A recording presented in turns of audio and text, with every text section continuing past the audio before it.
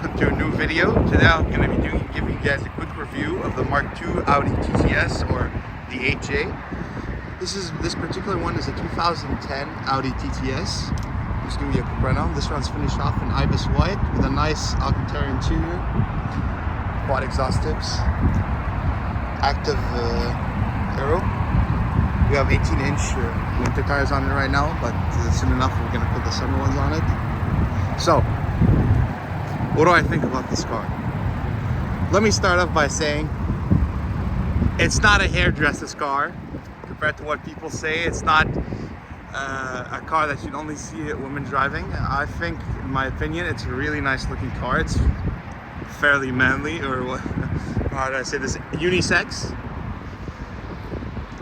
I mean, it's powered by a 2-liter 4-cylinder turbo, making 265 horsepower. Compared to the regular TT, this thing has some couple upgrades. It has the magnetic suspension as standard, has the 19-inch summer wheels as standard. But the biggest difference is in the engine. The regular TT makes around 210 horsepower, and this one makes a little more because it has a way bigger turbocharger, forged internals, all that such. The comparison to this car would be like a Porsche Cayman, a Porsche Boxster, or maybe a BMW Z4. Although the Z4 makes, the one that came out this year makes a little bit more power than the TTS. But the thing that this car has that the others don't is active all-wheel drive. Although some people say that the TTS and the S3 and all those models comes with the Haldex all-wheel drive system, which isn't the true Quattro, at least, you know, it has the ability to send some of that power to the rear, where the other competitor models, it only has rear-wheel drive.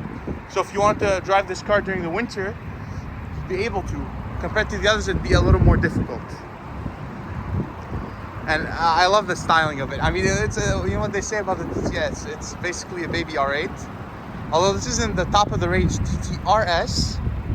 This is the TTS with the DSG, which is the only one available in Canada compared to Europe where you guys got the manual.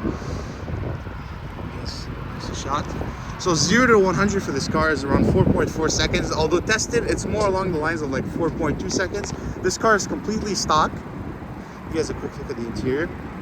Although this isn't a fully spec'd one, the fully spec'd one has Napa leather seats. This one has the Alcantara suede seats, which, you know, it's not that bad. It's aged pretty well for the last 13 years. Still looks pretty good. As you can see here, this is your center console. So here's your button for your magnetic suspension, your active aero, TPMS, and all that kind of stuff. This car has launch control. Although most Audi models got launch control in 2013, the TTS had it way before then. Still has the mechanical handbrake that goes up and down. So, for most people that buy this car, it's not to fit a family. I'm gonna be honest with you guys. The rear seats, it's like a waste of space. You can throw your stuff back there. It's no one's gonna actually sit there. Even a child's gonna have a hard time sitting there. Me personally, I'm 6'3", 6'4", and I fit pretty comfortably in this seat, you know. But good luck for anyone trying to sit in the back. So this car is pretty much just for 2 people. So if you're tall, it's not that bad of a seating. I'm pretty comfortable inside. Close the door. So, would I recommend this car? I mean, let's look at the positives. All-wheel drive, but me personally, I drove basically a lot of S models, RS models. I can't really tell that this car is majorly front-wheel drive. It feels like any other Audi. But, how do I say this?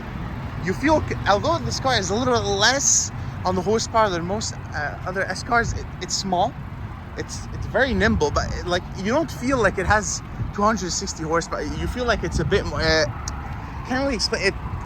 The driving of this car, it's, you know, I drove an RS7 a couple months back, and I have to say, I enjoyed the feeling of driving this car. Although the RS7 has pretty much double the horsepower this thing has, you feel much more planted, connected to the drive in the TTS compared to the RS7. You know, although people, how are you comparing a $80,000 car to this thing? Well, this car, it's not the fastest. No, it's not.